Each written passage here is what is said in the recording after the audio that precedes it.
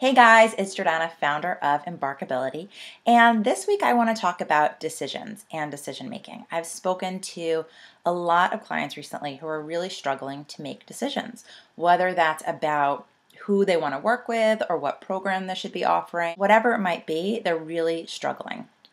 And I speak to a lot of potential clients as well who are really struggling to make decisions, especially around whether they want to hire a coach and or whether they want to start their own business. And what I've begun to notice is that not deciding really becomes more painful than making what you think might be a wrong decision, because you end up being in this endless limbo of confusion and struggle, and you're really just stuck endlessly.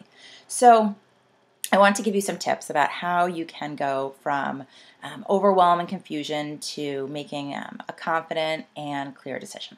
The first thing is something that you very well know, and that's the pro and con list. Now, the pro and con list is very well known, but how many times do you actually take out a piece of paper and do pros and cons when you're trying to make a decision? So that's something to really think about next time you're really struggling. And something also to keep in mind while you're doing that is that sometimes you can have 10 pros and one con, but that con is really, really significant.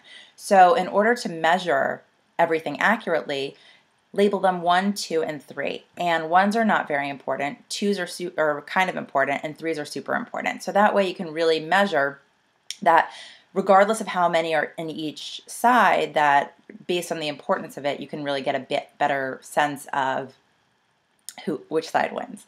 So the pro and con list is definitely something to use. Another thing is to talk it out with people whose judgment you trust. It always really helps to just have someone to listen to you and to bounce ideas off of them.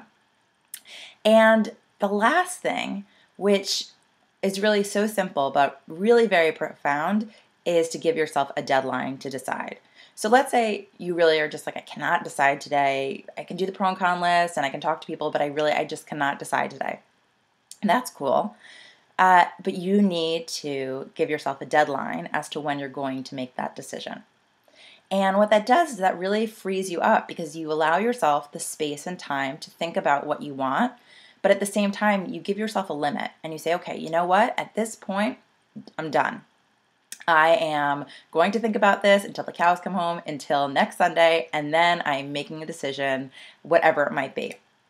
And when I've suggested this to my clients, it's really freed them up and they've really appreciated it. So either decide to decide or decide to give a deadline to your decisions.